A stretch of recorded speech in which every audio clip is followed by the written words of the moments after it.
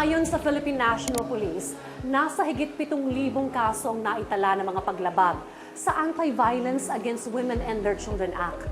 Ngunit ang bilang na ito ay hindi pa ang kabuuan dahil marami sa mga kababaihan na biktima ng pang-aabuso ay hindi na ire-report ang kanilang naging karanasan. Sa kabila ng mga interbensyon, hindi maikakaila na may mga kaso pa rin ng pang-aabuso sa sektor na ito. Halina't samahan niyo akong maging saksi sa kwento ng hamon ng mga kababaihan at ang mga nakalatag na solusyon ng iba't ibang ahensya ng gobyerno.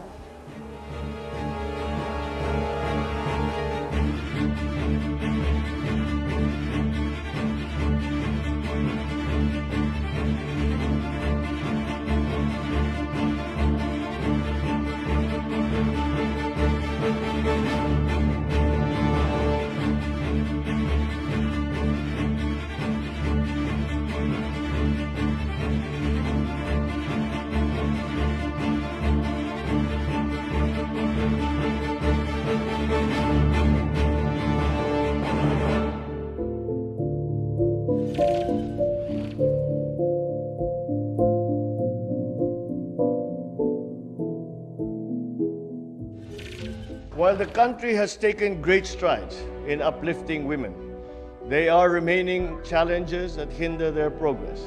I assure you of this administration's steadfast pursuits to provide women with more prominent roles as well as a greater voice, especially in government. This administration shall continue to implement concrete and comprehensive measures to increase women representation in the security sector and government service towards creating a more inclusive, equitable, and sustainable society.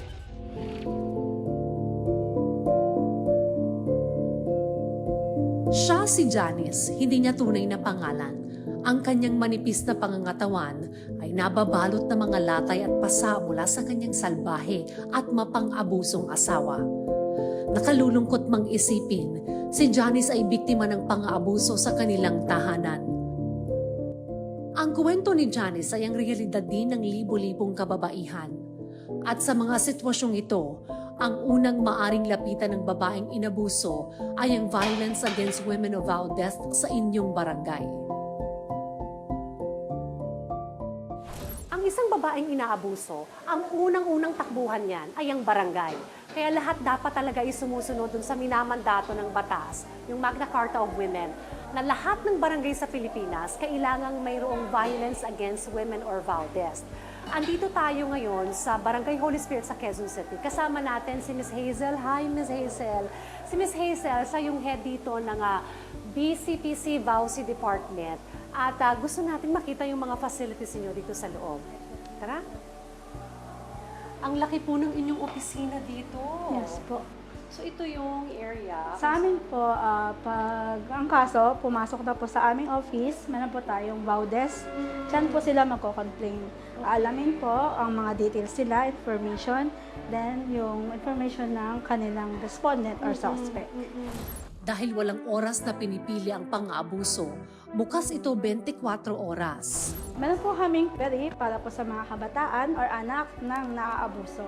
Habang nasa hearing or ini-interview ang kanilang nanay, pwede po sila dito sa amin.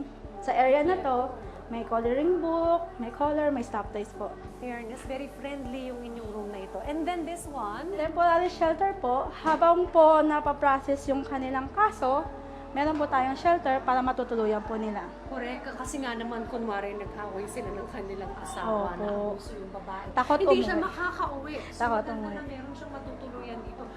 At very comfortable, meron pang Aircon aircon sa po, loob. Ano? kompleto po. Okay. So meron din kayo ditong counseling room. Kasi po, ang BCPC VAUSI at ang batas po ay confidential.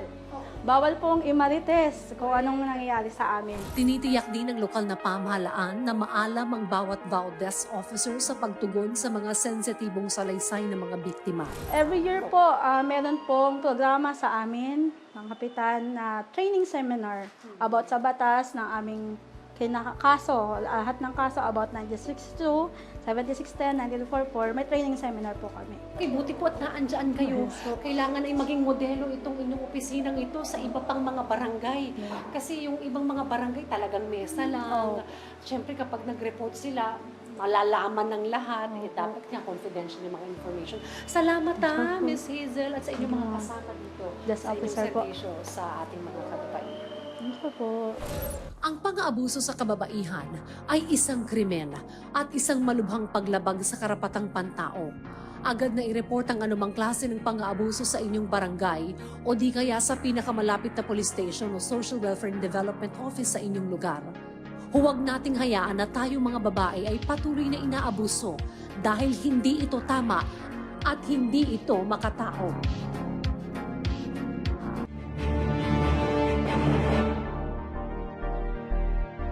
Ang pang-aabuso sa mga kababaihan ay hindi na bago sa ating lipunan. Ngunit hindi ito nangangahulugan na katanggap-tanggap ang ganitong gawain. Mahabang panahon ang dumaan at maraming tao at kababaihan ang ginugulong kanilang panahon at nagsumika para isulong ang karapatan at proteksyon ng mga kababaihan sa ating bayan. Si Teresa Banaynal Fernandez o Nanay Tessie ay isa sa mga nagpasimula ng malaking pagbabago sa buhay ng mga kababaihan matapos niyang pangunahan ng mga programa para sa kababaihan ng Cebu. In Mindanao, I joined the Pilipina, ang society ng Pilipinang mga babae. Pagdating ko, there were women, and so I tried to come up with a group. We tried to assess. Problem namin, ma'am, family trouble. Yung family trouble na pala yun. Ano siya? No. It came out that 6 out of 10 were being battered. Ang mga inisyatiba ng kanilang grupo na nagsimula lamang sa simpleng pagsasama-sama at kwentuhan ng mga kababaihan ay nagbunga ng komprehensibong pananaliksik na nagmulat sa lipunan tungkol sa mga pang-aabusong nararanasan ng mga kababaihan at siyang nagbukas ng pinto para magkaroon ng kolektibong hakbang at pagkilos sa mga institusyon ng gobyerno, non-government organization at iba't ibang samahan para isulong ang karapatan at proteksyon ng mga kababaihan. That one becomes an issue. In the whole country, came like that. Everybody's issue na siya. And of course, ang mga taga Manila, yung mga ano namin doon sa Pilipina, also nag-push sila, and another group, nag-push sila for a law. No? Ang law na yan na yung 9262. Ang Republic Act 9262 o Anti-Violence Against Women and Their Children Act of 2004 ay isang batas na naglalayong labanan ng paglaganap ng karahasan laban sa kababaihan at kanilang mga anak. Isa ito sa nagsisilbing gabay at binibigyang diin ng iba pang mga organisasyon at individual na nagsusulong ng karapatan ng mga kababaihan sa kasalukuyan, kasama na ang NAPSI Women's Sectoral Council. Yung NAPSI Women Council kasi is composed ng 25 kababaihan, women leaders na spread out sa lahat ng rehiyon sa Pilipinas. Kakaroon kami ng mga consultation sa baba kasi lahat nga ng region meron kaming representative. So, grounded talaga. What's happening sa grassroots na kukuha namin yan.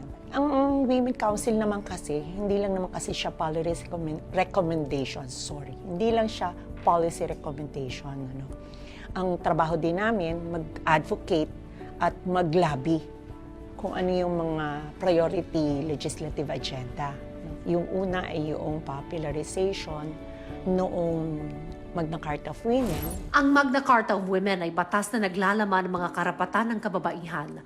Saklaw rin ito ang mga resolusyon kaugnay ng mga limitasyon ng RA 9262 o ang Anti-Violence Against Women and Their Children Act of 2004. Layunin ng Magna Carta of Women ang pagpapabuti ng mga karapatan at proteksyon na natatanggap ng mga kababaihan at pagbibigay ng angkop na interbensyon batay sa pagbabago ng lipunan.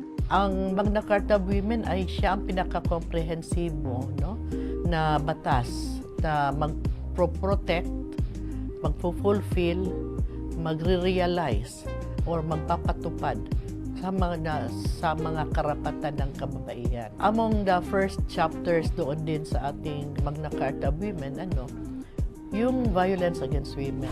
Tinanong namin kay CM Paulina Kung ano nga ba ang mga klase ng pang-aabuso na nararanasan ng mga kababaihan sa kasalukuyan at nakakabahala ang kanyang mga isinagot sa amin. Actually, yung nare-report lang yung pinakamataas ang report ang physical abuse. Sinasaktan ka, na nahaharm ka physically. Oo, pero meron din yung mga meron din mga psychological abuse, yung minumura. No, in most cases, hindi na yan tinitingnan na abuse. Yung kung nasasanay na hindi na abuse, pero abuse pa rin yun. Yung pinapahiya ka, minumura ka, minamaliit ka, yung contribution mo hindi ino-honor. Yan, so psychological yan. Tapos kung pati pa yung mga economic abuse. Economic abuse, hindi lang yun yung kung hindi ka bibigyan ng pera, hindi lang yun. Pati yung kung may hanap buhay ka, kukunin pa rin yung sweldo mo para doon sa bisyo, mas malala sa loob ng bahay. Pero ang mas malala dyan, yung sexual abuse.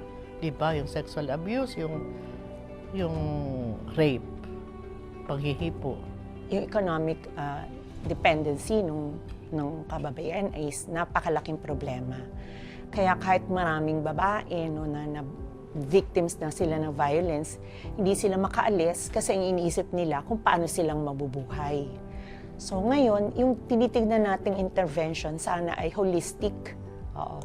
Kasi sometimes pagka may mga ganyang kaso ng violence, sasabihin natin, ipapasok muna natin siya sa isang lugar para siya ay ma-safe hanggat maiproseso yung kaso. Pero after ng kaso, after na nung hearing, wala na, di ba? Kaya ang nangyayari, hindi pa natatapos yung kaso, bumibitiw na yung babae. Babalik na lang din siya ulit kasi papaano nga naman. Ang mga ito ang tinututukan ng sektor ng kababaihan sa kasalukuyan. Pero bukod sa pang-aabuso, ay marami pang hamon ang kinakaharap ng mga kababaihan at patuloy na ginagawa ng solusyon ng sektor. Pinakapangunahing problema na hamon na hinaharap ng kababaihan ngayon, kahirapan pa rin. Kahirapan dahil walang kakulangan ng oportunidad pagtrabaho, kakulangan ng oportunidad maghanap buhay. Yan. At kakulangan din ng serbisyo na dapat ma-receive nila from government. For example, health services, including family planning. Pero, hindi lahat ng ating local governments ay kayang maibigay ang lahat na kailangan ng kababaihan about their health. No? Ang kahirapan talaga, nagiging source ito ng conflict, no? sa bahay. Nagiging source ng conflict sa bahay dahil kung kulang ng kakainin, siyempre lahat ng pressure nandyan sa kababae dahil sa kanya talaga manghihingi. Lahat ng pangangailangan sa bahay, bills para sa pag-aaral, no? Ang National Anti-Poverty Commission o NAPC ay aktibo din sa pagsusulong ng kapakanan ng kababaihan sa ilalim ng kanilang kampanyang Babae Ka, Umaksyon Laban sa Kahirapan. Katuwang nila sa adhikaing ito ang sektor ng kababaihan na kinabibilangan ni SR Aurora, CM Paulina at ng iba pang mga kinatawan mula sa iba't ibang rehiyon. Binigyang diin ng sektor ang kahalagahan ng partisipasyon at representasyon ng mga kababaihan sa mga decision-making at diskusyon para epektibong matugunan ng kanilang mga pangangailangan. Mahalaga rin ang kanilang partisipasyon sa lipunan at kontribusyon sa ekonomiya dahil ayon sa mga kinatawan ng NAPC Women's Sector ay hindi pantay ang oportunidad na natatanggap ng kababaihan pagdating sa trabaho at hindi nabibigyang importansya ang kanilang kontribusyon sa gawaing pantahanan at sakripisyo sa kanilang mga pamilya. Hinihiling din nila ang mas komprehensibo at mas malawak na mga serbisyong medikal para sa mga kababaihan nang sa gayon ay mas matugunan ang kanilang mga natatanging pangangailangan. Ayon na rin kina SR Aurora at CM Paulina, ang pagbibigay ng kapasidad sa ating mga kababaihan, pagmulat sa kanila at pagsusulong ng kanilang mga karapatan ay epektibong hakbang para malutas ang kahirapan at masiguro ang mas magandang bukas para sa ating bayan. Sabi nga, di ba, hanggat hindi ka na-empower, hindi mo rin naman magagawa yung iyong dapat na gagawin. Hanggat hindi mo ka namumulat, hindi mo alam kung ano yung gagawin mo, kung saan ka dapat. So ang pinaka-importante muna siguro ay yung kamulatan.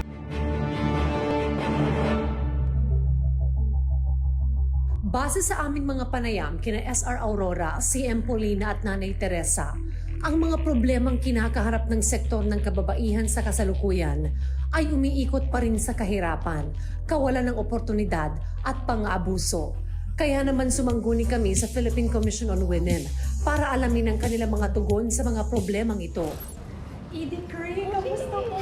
Good, I'm good. How are you? Nice to see you. I'm good din po. It's good to see you here. Oo nga, pag nakikita ko kayo natutuwa ako kasi alam kong usapang pangkababaihan. Wow naman. Ang ating pagkukwentuhan. I understand, galing po kayo sa conference? No, it was actually an interagency council meeting on Okay. VAUC. This is our 53rd meeting. Sakto po pala kasi I'll ask update na rin po sa mga programs po ninyo sa Philippine Commission on Women, sa mga interventions po ninyo, particular na nga po sa issue ng violence against women. that's Ano po ba ang timely. mga programa po natin? Well, the PCW kasi is policy making. We gather the agencies together and consolidate then all of the programs and policies ng government agencies para matulungan yung ating mga kababaihan who are in need. The PCW also, as the secretariat sa VAUC, we have a referral system para sa mga VAUC victims. Outside of VAUC, PCW has a lot of programs in place, but policy side. Isa sa mga programang ipinapatupad ng PCW sa kasalukuyan ay ang kanilang Gender and Development Local Learning Hub na layuning magbahagi ng mga inobasyon na may kaugnayan sa GAD na pinangungunahan ng mga LGU at bigyang pagkilala ang kanilang mga pagsisikap sa pagtanggap ng pantay na karapatan ng bawat kasarian. Bukod dito ay pinatupad din nila ang proyektong Supporting Women's Economic Empowerment in the Philippines Project or Great Women Project 2 na 2 beses na ring isinagawa ng komisyon sa pakikipagtulungan sa gobyerno ng Canada na naglalayong mapabuti ang economic empowerment ng mga kababaihang micro-entrepreneur at kanilang mga manggagawa. Ang PCW din ang tumatayong secretariat ng Interagency Council on Violence Against Women and Their Children na itinatag upang matiyak ang epektibong pagpapatupad ng RA 9262 at maging nangungunang coordinator at monitoring body sa mga hakbangin ng VAUC. Ito ay binubuo ng 12 ahensya ng gobyerno.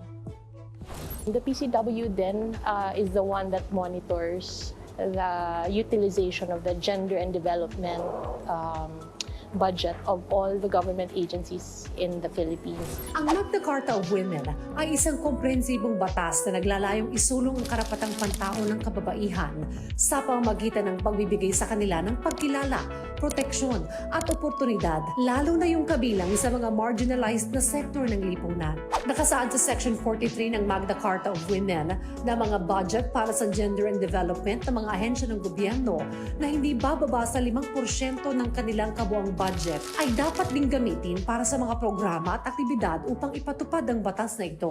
Nabanggit nyo na yung Magna Carta of Women. Kamusta po ba ang implementation po nito? In terms naman of the implementation of the Magna Carta of Women, these are one of the things na minomonitor din ni PCW.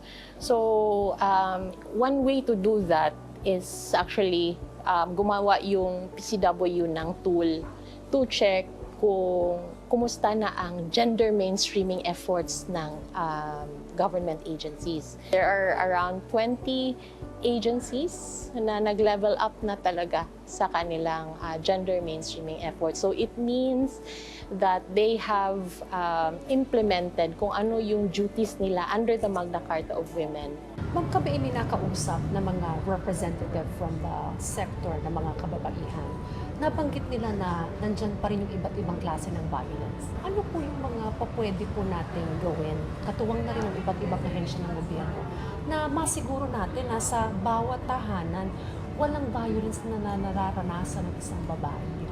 Kaya si PCW very active sa kanyang mga campaign, advocacy campaign to end violence everywhere. Currently, we are reviewing the law, the RA 9262 law, to check kung effective nga ba siya in reducing the number of VAW in the Philippines.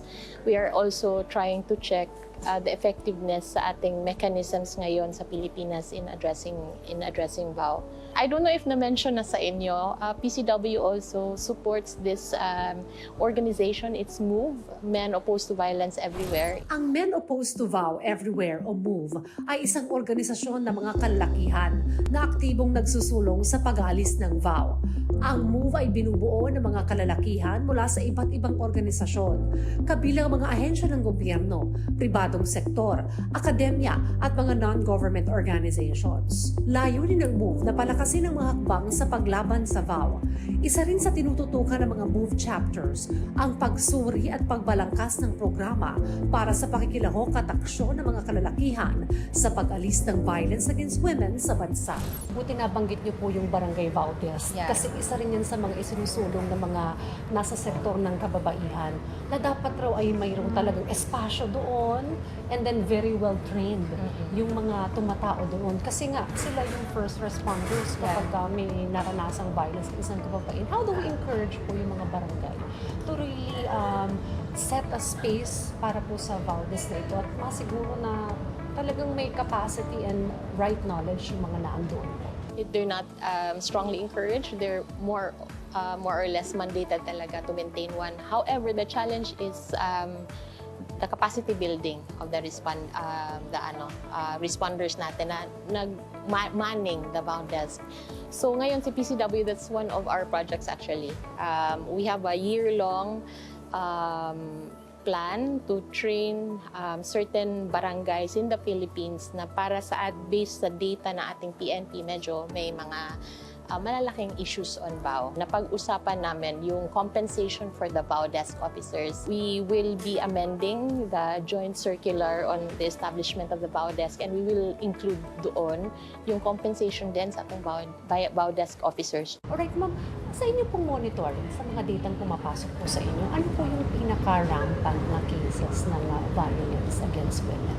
Marami tayong psychological violence. So siguro because of yung mga verbal abuse natin by the partners, kaya the numbers on psychological violence is very high. We're in fact working together with the DepEd para sa yung curriculum natin sa for our schools that we want to infuse doon sa ating curriculum yung hindi na tayo mag-gender stereotype, yung respetuhin nga natin yung lahat ng ating women and girls. Hindi na tayo mag-discriminate on the basis of sex. So hopefully, in due time, through the years of advocacy and mindsetting of children of young age, we can finally reduce the number of violence against women and children. Mga panghuling katanungan na lamang, Edie Cray, may mga hamon pa rin, pero marami na rin namang development sa pag pinag-usapan natin ang sektor ng kababaihan. Could you share to us ano po yung mga wins natin dito po sa sektor na ito through the efforts na rin po ng inyong pong komisyon? Yung sa mga highly skilled natin na positions, a lot of women are occupying these positions already. So before, di ba, women are only parang mga assistant lang, wala mag-CEO, wala mga president, wala mga chairpersons, ganyan. Pero ngayon, in the private sector, itong mga big companies, there are a lot of women there. So yun, that's a big gain. I'm proud to say that the Philippines has already closed that gap. So meaning there is no disparity anymore sa education. So equally, boys and girls have the opportunity to go to school already and get educated. So we're happy with that. Yung sa ating naman, labor participation, there's still disparity, but it's slowly nagko-close na yung gap. So hopefully, may equal participation na rin tayo in that aspect. Okay.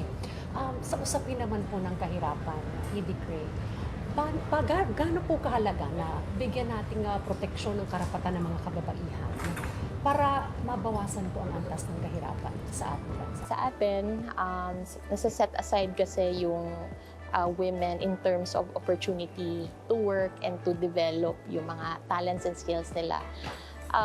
Highly contributory nito is yung unpaid care and domestic work. We are expected to stay at home, di ba, and take care of the household and the family para ma-alleviate marami sa ating mga women and girls from poverty, we have to give them that opportunity to go to school and to go to work. Idikri, marami pong salamat muli. You're At always sa base sa ating napag-usapan, may mga developments na tayo, pero marami pa rin mga pwedeng gawin para iangat natin ang antas ng mga kababaihan dito sa ating bansa. Tuloy-tuloy lamang po tayo at tunay na katuwang po natin ang PCW para po mas maiangat ang estado ng mga Pilipinas sa ating bayan. Kaya naman, sabayan po ninyo ako at sama-sama tayong umaksyon laban sa kahirapan.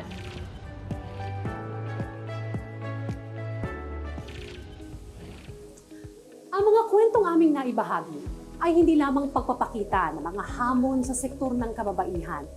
Bagkus ito po ay tawag ng pagkilos para sa ating lahat na makiisa sa mga programa ng gobyerno upang masiguro na mayroon tayong isang inklusibong lipunan na malaya sa anumang forma ng pang-aabuso sa mga kababaihan.